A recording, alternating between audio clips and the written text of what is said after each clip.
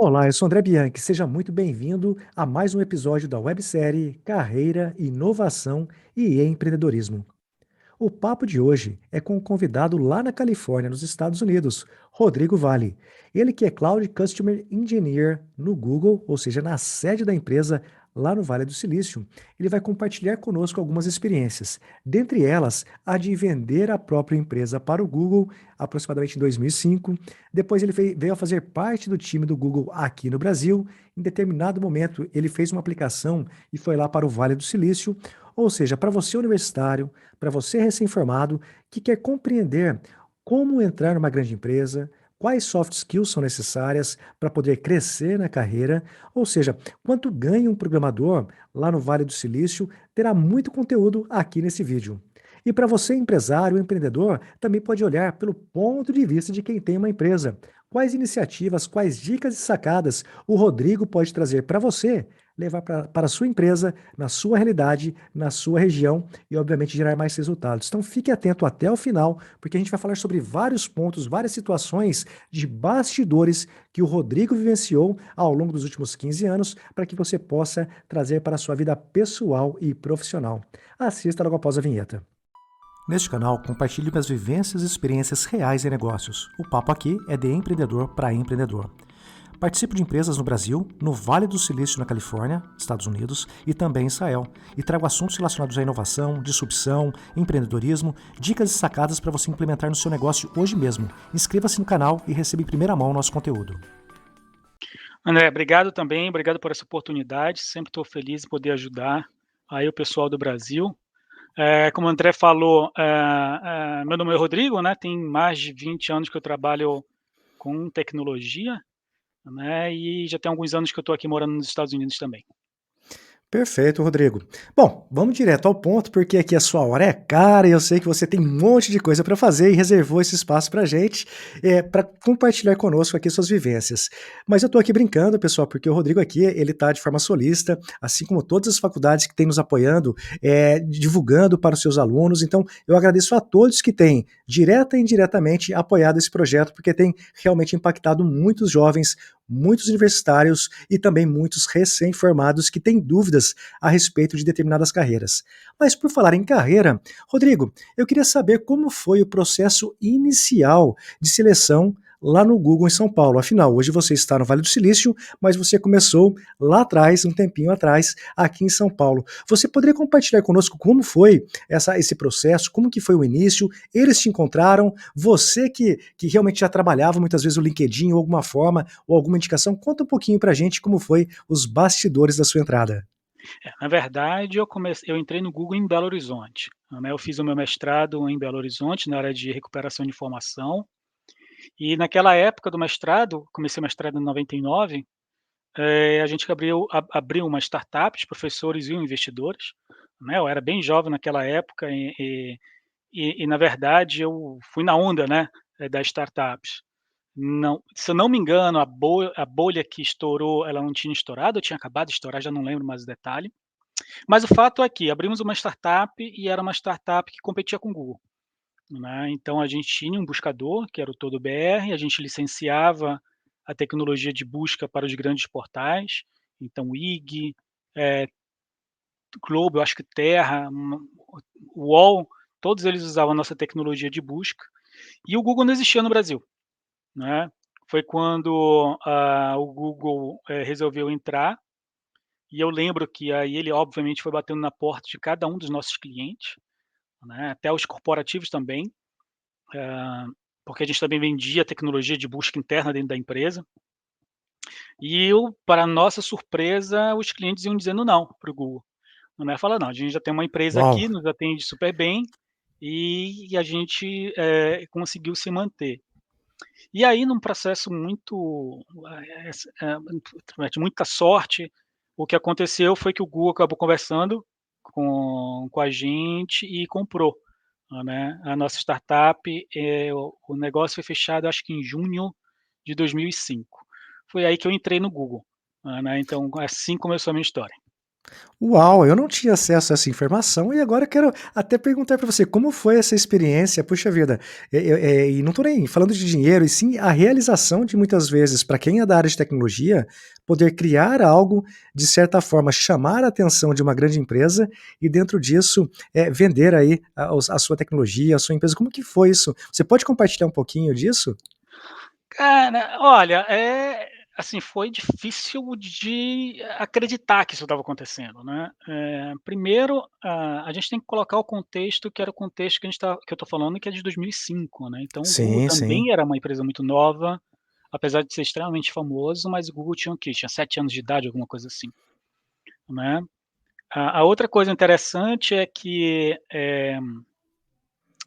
o meu professor, né, que era o meu orientador, ele escreveu o livro que foi, segundo a gente sabe, o que a gente escuta, foi o livro que o Larry e Sergey, que são os fundadores do Google, usaram, durante o mestrado e doutorado dele, que é Modern Information Retrieval, né. Então, existia uma sinergia muito grande, né, entre esses em termos de conhecimento.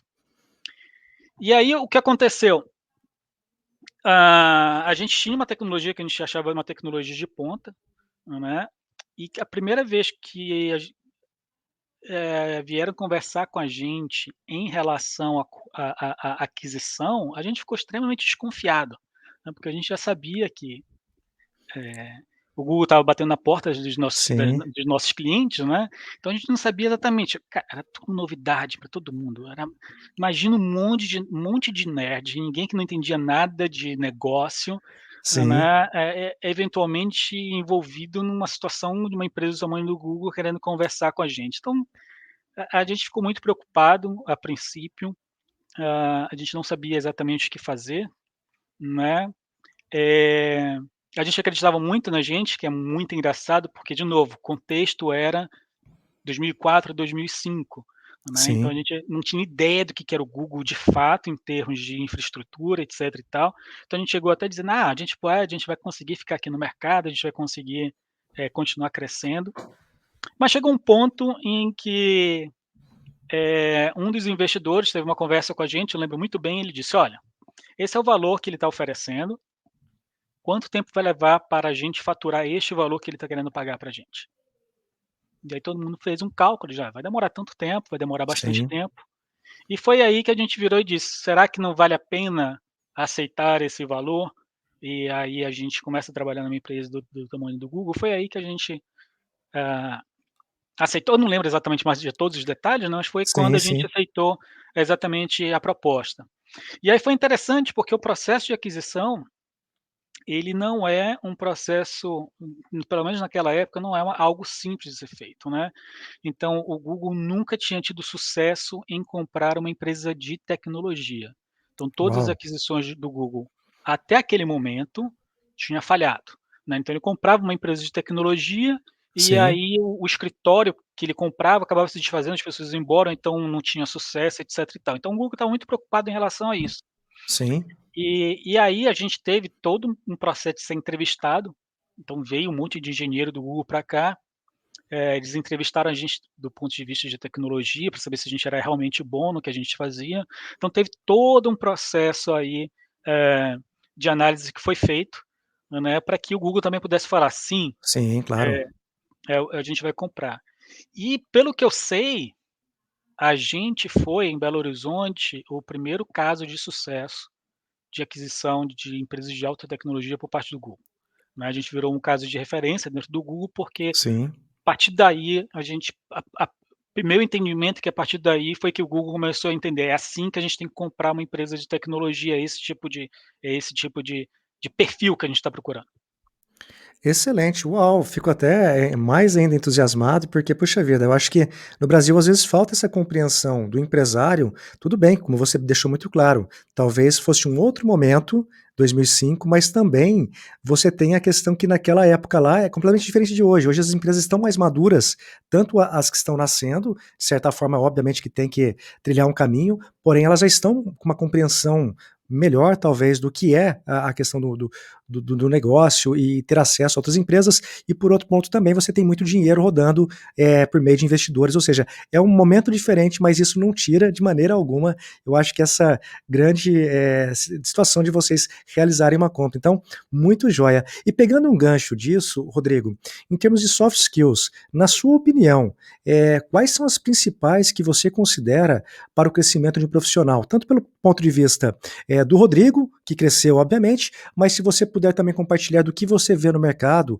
especialmente nos Estados Unidos, quais seriam as principais para que os jovens hoje compreendam o que é importante conhecimento técnico? Sim, mas ao mesmo tempo é importante também que você se desenvolva como pessoa, as suas competências e habilidades.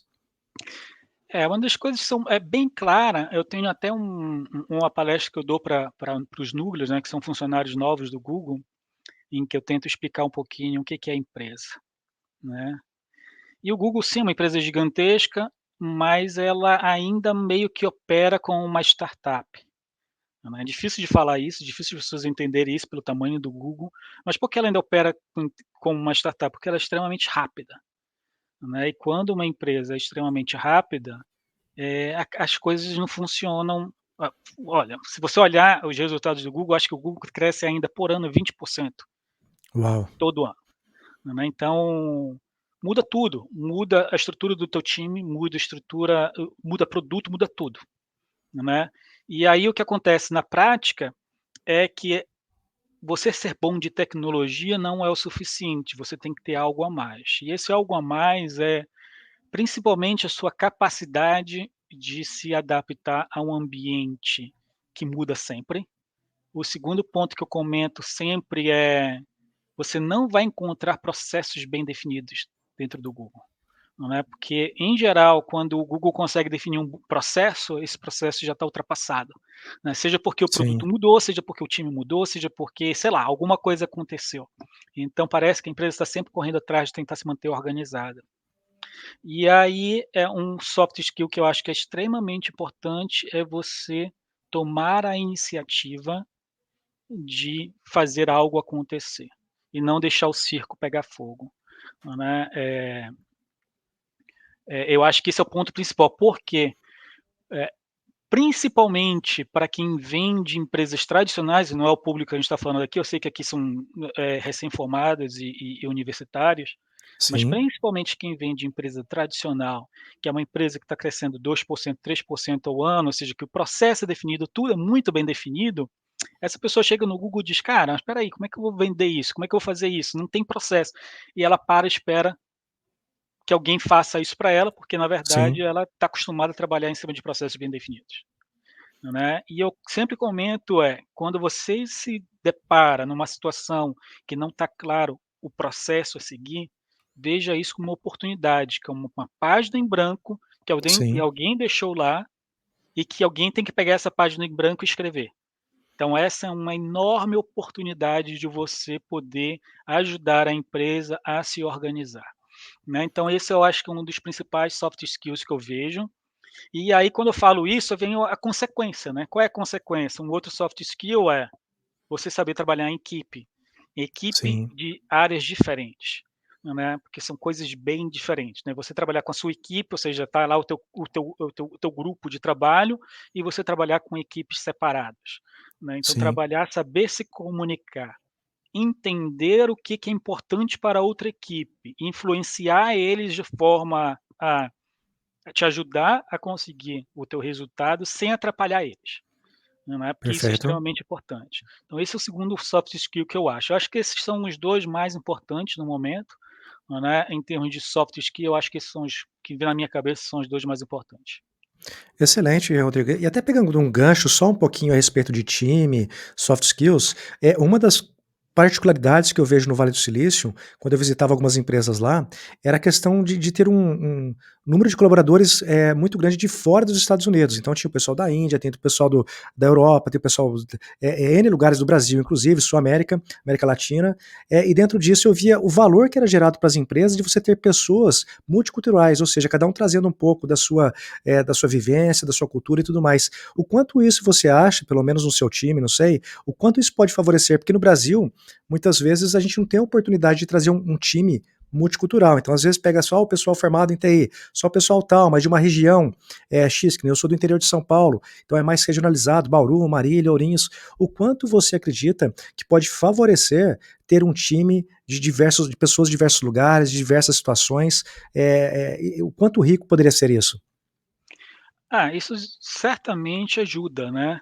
Mas eu acho que o mais importante em relação multicultural é trazer gente de fora, sempre, né, porque é extremamente natural, depois de um tempo, você estar dentro do teu próprio grupo de pessoas e aquele grupo de pessoas cria seus próprios vícios, né. Então se você não traz gente de fora para questionar o que está acontecendo, você corre o risco de ficar fechado dentro de uma bolha, achando que está tudo funcionando super bem, e na verdade a coisa está quase explodindo, né. Então é super importante, você trazer gente de fora, trazer gente de outros países ajuda bastante, é claro, esse momento essa questão cultural, ajuda você a pensar uma forma diferente. Eu lembro, eu sou na verdade eu nasci em Belém, lá no Pará, né, então eu era muito é uma cidade super óbvio que é uma capital, mas é uma cidade relativamente pequena. E eu lembro como o meu jeito de pensar mudou quando eu me mudei para Belo Horizonte. Então o simples fato de eu estar, Sim.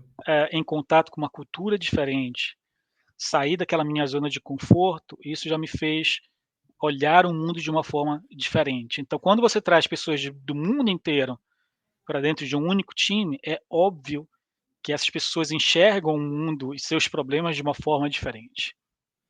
Perfeito, Rodrigo. E até pegando um gancho, a gente já está falando do Vale, mas como que foi a sua transferência para o Vale? Você, então estava em BH, em algum momento teve a venda da empresa, você chegou a atuar aqui no Brasil e depois foi para lá. Conta um pouquinho pra gente como que foi isso e se talvez ali, aberto a colaboradores do Google ter esse intercâmbio de escritórios aí por todo mundo. Como funciona isso? O que você pode compartilhar com a gente? Funciona a minha história foi assim, a gente, depois da aquisição, né, eu dentro da startup, eu já estava indo um pouco para a área de vendas, na verdade já estava bem na área de vendas, né, dentro da startup. E aí eu tive o interesse de continuar com o pé na tecnologia, mas começar a ficar próximo da área de vendas também, né. Então São Paulo também abriu escritório em São Paulo, então abriu Belo Horizonte é o centro de pesquisa e desenvolvimento do Google na América Latina, e São Paulo, virou o centro de vendas. Então é engraçado isso, porque como tudo era muito diferente naquela época, eu fiquei basicamente 6 meses sem ninguém saber o que que eu ia fazer, né, ninguém sabia o que que eu ia fazer dentro da empresa. Eu lembro que eu viajei para os Estados Unidos e conversava com as pessoas, o que é bem louco, né, conversava com o diretor e presidente, perguntava: "Cara, aconteceu isso, o que que eu vou fazer agora?", né. E aí surgiu a oportunidade de como o escritório de São Paulo estava crescendo, surgiu a oportunidade do que hoje é extremamente comum, mas na época não era, de ser engenheiro de venda, não customer Sim, engineer. E aí eu fui aplicar, né, para essa posição, nesse caso você aplica, porque como eu estava saindo de uma posição A para uma posição B, cujas skills são completamente diferentes, sim, você aplica igual com uma pessoa externa, não é zero de diferença. É claro que entendi. algumas análises não precisam ser feitas, né, por exemplo, perfil de pessoa, etc, de Sim, liderança, etc e tal. É claro que se eu já estou dentro do Google, ele já sabe o que eu tenho, então eu acabo sim, focando unicamente nos skills necessários para você fazer aquele trabalho. E aí eu apliquei, fui entrevistado, né, e eu lembro que uma das perguntas que eu fiz durante a entrevista: "Mas o que que é exatamente o engenheiro de venda? O que que ele faz?". E a pessoa que ia ser meu chefe, ela falou: "Não tenho a menor ideia, você vai ser o primeiro da América Latina e você vai ser o primeiro da Ásia e do Pacífico, só existe nos Estados Unidos e é um grupo sim. pequeno lá, fora dos Estados Unidos a gente está começando agora e você vai ser o primeiro". Eu falei: "Cara, bora lá", né. Então cheguei em São Paulo, trabalhando na área de vendas com tecnologia, né, engenharia de vendas. Sim, Não vou contar exatamente todos os meus anos, mas o que aconteceu eu acabei me afastando bastante da área de tecnologia. Isso começou a me fazer uma falta muito grande, né, comecei a gerenciar pessoas, etc e tal, e chegou um momento que eu falei: "Cara, não é isso que eu quero para mim, eu sou uma pessoa técnica e eu quero voltar a ser técnico". Já tinha mais de 10 anos, eu tinha uns 12 anos que eu estava no Brasil, Já estava um pouco sim, cansado, né, do ambiente do Brasil, assim, do Google Brasil, etc e tal. Não sentia que eu tinha mais o Brasil. Foi sim, quando eu tomei a decisão de ir pra Google Cloud nos Estados Unidos, não é. E aí, é um buraco gigantesco, não é. Primeiro, eu estava fora de tecnologia, há anos eu estava fora de tecnologia. Eu queria vir para os Estados Unidos, que já é um mercado obviamente muito mais maduro, sim, e eu queria ir pra São Francisco, que é o maior mercado de cloud do Google, né. O escritório de São Francisco é a referência para o resto do mundo, ou seja, resolvi ir para s o top do top dentro da sim, sim, empresa, né, não tinha um lugar melhor para ir.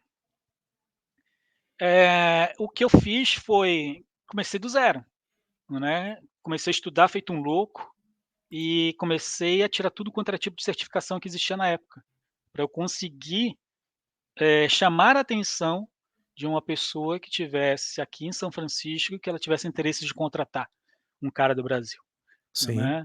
E aí, a partir do momento que eu consegui chamar essa atenção, aí eu fiz a entrevista do ponto de vista técnico me dei super bem, eh, e aí acabei sendo aceito e vim para cá, para os Estados Unidos.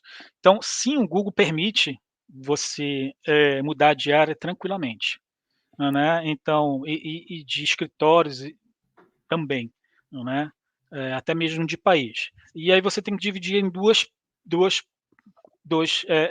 de 2 formas. Aí, ser um sim, engenheiro de venda no Brasil, é muito fácil ser transferido para ser engenheiro de venda nos Estados Unidos. Basta a pessoa querer, eu acho que não existe nem sim, processo de entrevista, porque você já é, né, então é uma questão sim, muito mais de você querer e ter alguém querendo te aceitar lá. E aí tem a segunda parte, que é, você está querendo ir para uma área completamente nova. E aí você é sim, tratado como uma pessoa externa, dentro do Google. Você faz todas as entrevistas com uma pessoa externa, né, que sim. foi o meu caso. E só pegando um parênteses aqui, Rodrigo, se você puder, obviamente, compartilhar, você falou em 2 momentos a questão de chamar a atenção de uma pessoa em São Francisco. Só poderia explicar para a gente como se dá isso? Porque hoje eu vejo que tem muitos contractors, de fora do Brasil olhando para a mão de obra aqui no Brasil, e muitas vezes eu vejo que o jovem, numa faculdade ou num recém-formado, ele não sabe exatamente como chamar essa atenção. Então é via LinkedIn, trabalhando o marketing pessoal de alguma maneira, só para ficar um pouquinho mais claro para quem está começando e às vezes não tem essa percepção de como chamar a atenção.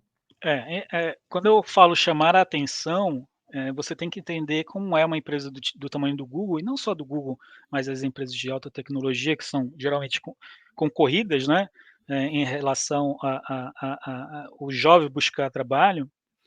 O que acontece é o seguinte, você tem que entender que o processo de contratação, ele pode ser dividido em 2 partes.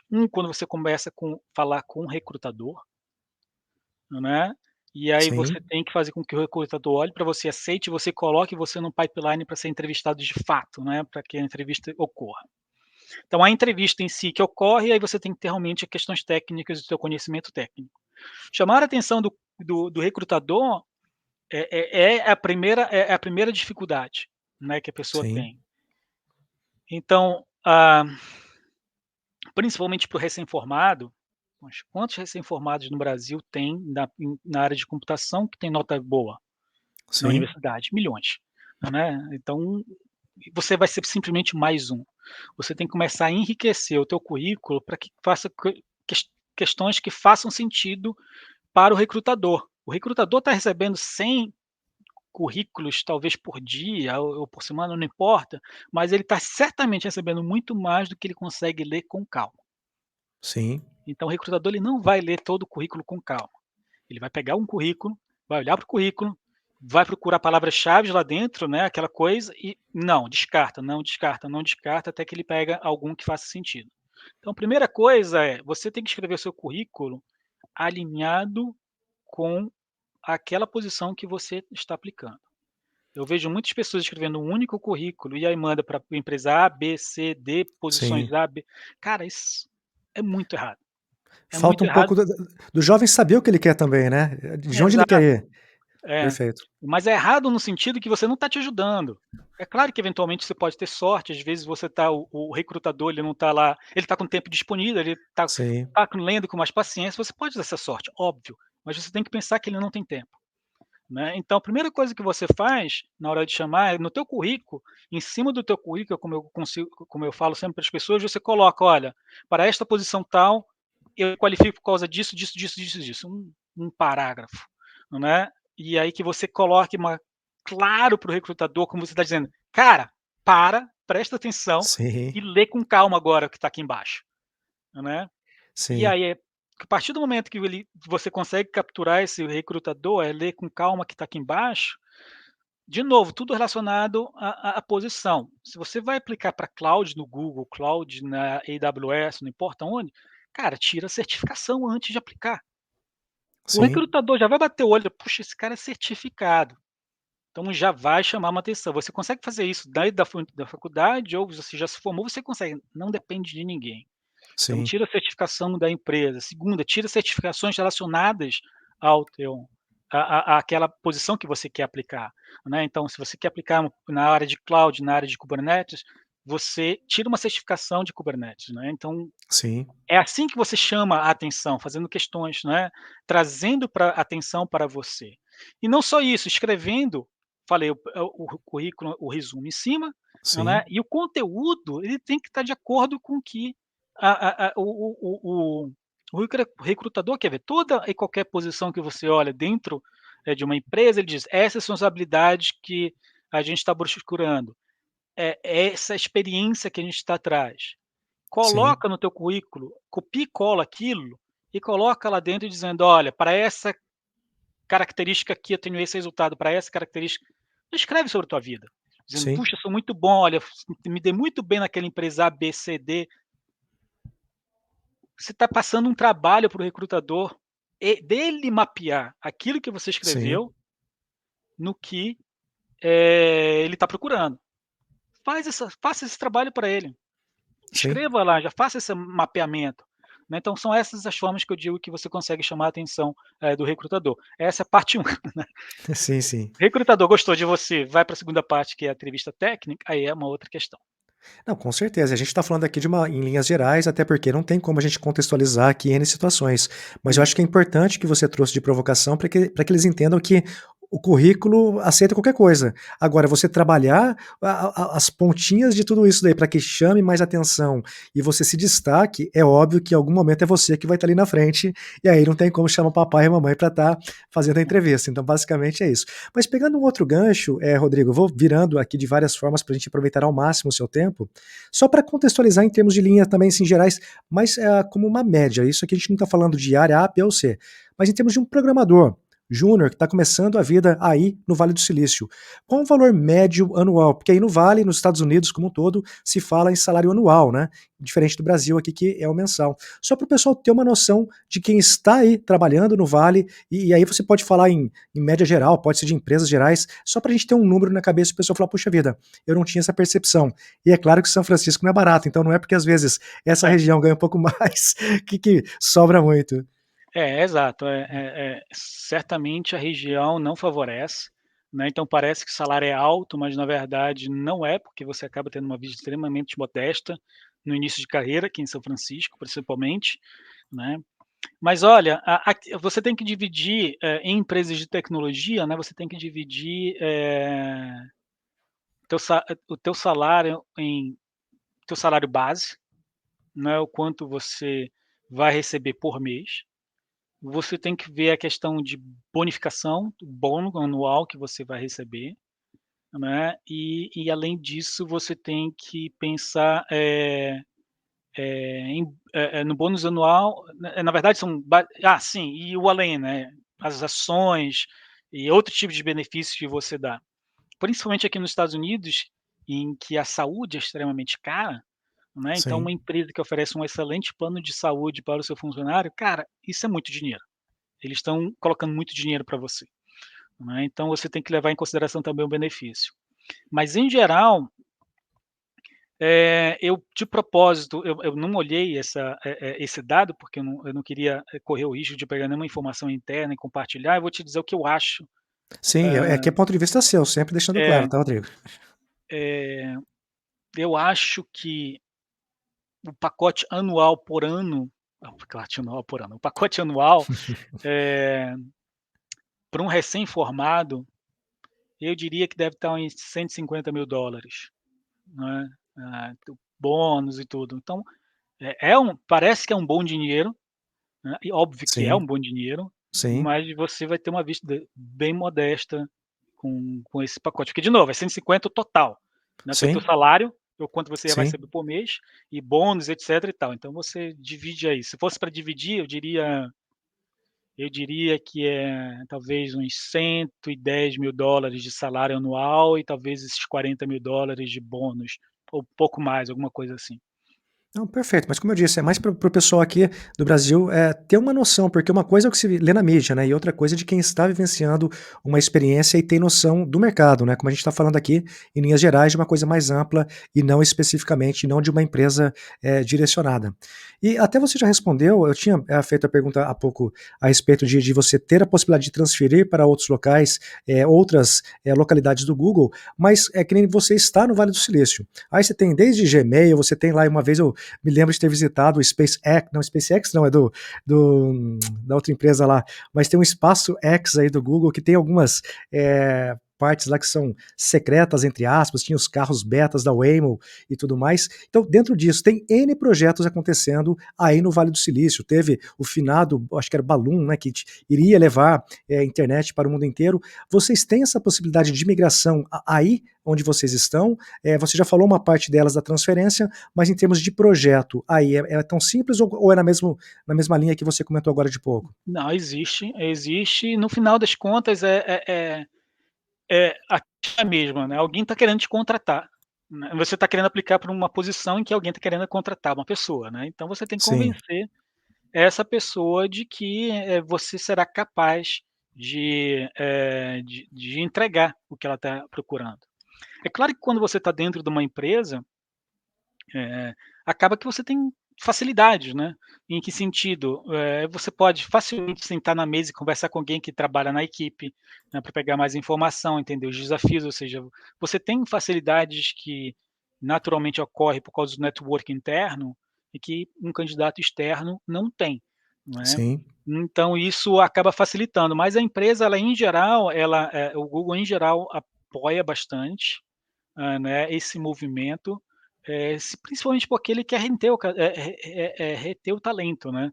Então chega num determinado momento da tua carreira que é difícil você subir sim, verticalmente, né, então é subir horizontalmente, né, sim, na sua carreira.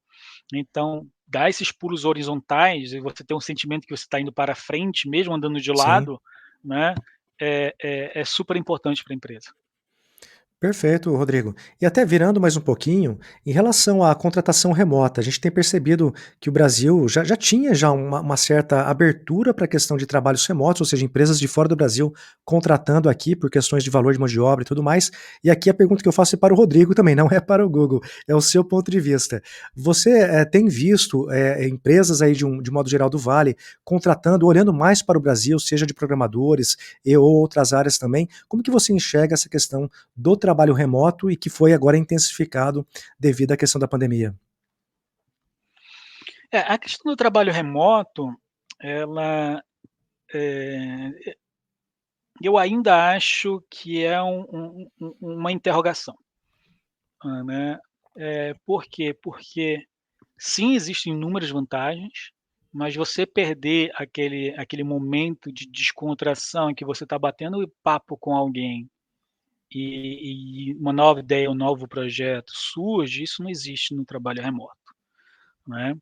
Agora, a gente tem que parar para pensar que na área de tecnologia existe uma falta de mão de obra incrível, né, então, Sim, se eu não tenho funcionário para estar conversando no cafezinho, a ideia não vai surgir. Então a primeira coisa que eu preciso é ter funcionário, né, e exato. aí é que entra a questão do trabalho remoto. Eu acho sim que elas estão abertas, pra isso, eu acho que está tendo sim uma procura, mas o sentimento que eu tenho é que ninguém sabe exatamente para onde isso vai, né, então é uma coisa que daqui a 5 anos, 10 anos a gente vai estar discutindo, né, e a gente vai ver exatamente aonde isso aterrissou. Ah, mas o mais importante é, se você quer trabalhar de forma remota, eu acho que Basta entrar na internet e procurar e você vai encontrar, opções, e, o ponto principal é você se qualificar, né, saber falar inglês, para você Que poder ainda é um aplicar. desafio para muitos brasileiros, né, o inglês É. fluente mesmo, não aquela coisa de books on the table e coloca na aplicação lá, inglês avançado. E não é Tem nem que ser um correto. esse é um excelente ponto. Se você não vai trabalhar na área de venda falando com o cliente, o que que significa inglês fluente? Inglês fluente significa você tem que se fazer entender e entender as pessoas estão falando. Você não precisa falar de forma correta. A Sim, quantidade de gente que eu converso, principalmente vindo da Ásia, que é a língua muito diferente do inglês, que você claramente você começa a conversar com aquela pessoa, você entende que ela tem uma dificuldade enorme de se expressar em inglês, né, enorme dentro do Google, né. Mas o ponto é, eu entendo o que ele está falando, e ele entende o sim. que eu falo. E se isso está acontecendo, está ótimo, é o suficiente para a gente seguir. Perfeito. E demonstra também que eu acho que vai dar força de vontade, né, Rodrigo? Que eu acho que todo mundo sabe, ou pelo menos aí no Vale, mais da metade da população que aí vive não nasceu nos Estados Unidos. Então, você tem a questão da língua inglesa não ser a primeira língua. Então, você tem, obviamente, que um sotaque, ou seja, alguns desafios, mas basta querer. E para fechar aqui, Rodrigo, eu sei que o nosso tempo aqui tá fechando. É, do teu ponto de vista, quais dicas você daria, ou quais apontamentos, provocações, ou até mesmo reflexão que você daria para recém-formados, que estão aí realmente têm ou almejam ou têm como objetivo trabalhar em grandes empresas de tecnologia, o que você poderia compartilhar para que ele erre menos e obviamente encurte o caminho, olhando aí com a sabedoria sua de quem já trilhou um caminho, de sucesso? Eu acho que o principal é você ter um foco, definir o que você quer, acreditar nisso. E aí, a partir do momento que você definiu o que você quer, eh, você se preparar, né, do ponto de vista técnico, né, tirando as certificações. É claro que, se você tá no meio da tua universidade, a dica que eu te dou, você consegue ainda fazer, mas artigo científico, bolsa de iniciação científica, não sei como se chama isso mais ainda no Brasil, mas, se você está dentro da universidade, começa a fazer parte de pesquisa, não é, você não precisa liderar e escrever nenhum artigo científico, mas você pode estar com uma bolsa de iniciação científica com um aluno de doutorado, esse aluno de doutorado vai escrever e seu nome vai estar lá no artigo, porque você ajudou, não é, nesse processo, não é. Isso te ajuda a destacar. Já saindo da faculdade, né, se você já saiu e não tem mais a chance de trabalhar com isso, o principal é, cara, se prepara para a entrevista, não vá como eu tenho mais de 300 entrevistas dentro do Google, e a grande maioria das pessoas, elas não vêm preparadas. Elas acham que a experiência de vida que elas têm, a experiência com o emprego que ela teve é o suficiente para conseguir ser aprovado no Google e não é, simplesmente não é. Então se você quer ser um software engineer, o que mais tem no YouTube são vídeos dando dica, o que mais tem é treinamento, tem aquela, competição de coding, né, que as pessoas fazem. Cara, vai para lá, exercita a tua mente, porque você tem que pensar, né, exatamente do jeito que as pessoas vão te entrevistar. Essa é uma coisa. Segundo, em geral, as coisas não vão dar certo da primeira tentativa. Então eu vim aqui para os Estados Unidos, sim, vim, fui aceito pelo Google Cloud, sim, fui, mas eu recebi uns 7, 8 nãos antes. Porque primeiro que eu não sabia exatamente o que eu queria, então às vezes eu aplicava muito mais para conversar com as pessoas e entender o que que é uma entrevista, né, nos Estados Unidos, não é. Segundo, uma questão de perfil, até você entrar naquele ritmo de: "Puxa, agora eu entendo o que que é uma entrevista", você vai para uma entrevista relaxado, você não vai nervoso, cara, muita coisa vai dar errado.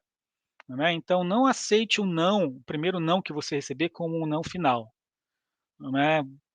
Trabalhe para que você volte e ganhe, confiança até você se sentir bem e ser contratado. Uma das coisas que eu falo, que a minha visão, eu acho, do Google é, o Google quando ele contrata, ele tem baixíssimo falso positivo na contratação e altíssimo falso negativo. O que que significa isso? De novo, isso é uma percepção minha. É muito fácil o Google rejeitar pessoas qualificadas para trabalharem no Google. Por quê? Porque ele quer ter certeza tão grande que quando ele contratar é a pessoa certa, que ele acaba descartando pessoas boas. Uau, Então esse é o que eu chamo de falso negativo, pessoas qualificadas não foram contratadas simplesmente por causa do processo, que é um processo rígido, né. Em compensação, o falso negativo não, o falso positivo, ou seja, pessoas que foram contratadas, em geral, elas dão certo dentro do Google, a grande maioria das vezes, né, elas dão certo, porque o nosso processo de contratação realmente é muito bom. Então espere isso, isso não é só no Google, tá. Imagino que isso sim. também é na Apple, imagino que isso também seja nas outras grandes empresas também. Elas estão muito preocupadas em ter certeza que vão contratar as pessoas certas e acabam descartando pessoas que são qualificadas. Tenha isso na sua mente. Participe de um exercício. Recebeu o primeiro não? Ok, vai no próximo. Eventualmente, faça uma entrevista, em uma outra empresa para você entender o que é o ambiente. O ponto é, você tem que se sentir confortável durante a entrevista, para você conseguir dar o seu melhor, porque senão você não vai conseguir. Perfeito, e ficou bem claro, e eu acho que para quem está aqui do outro lado assistindo, tem muitas vezes essa: "Não, eu vou fazer uma entrevista a hora que eu preciso". E eu acho que um dos pontos altos aqui que você deixou bem claro, comece a fazer agora entrevistas, para você talvez ficar um pouquinho mais, capacitado, não capacitado, né, não é o termo correto, mas que você tenha um pouquinho mais de experiência e que isso te traga uma tranquilidade para que no momento, oportuno ou no momento que realmente seja o fator aí de decisão, você esteja um pouco mais calmo, consiga se comunicar melhor e transmitir o que realmente você sabe, o que você pode agregar dentro de uma empresa. Eu acho que só essa caixinha aqui, com certeza, já deve merecer uma atenção bem especial, porque eu tenho certeza que pode fazer diferença na vida de um profissional.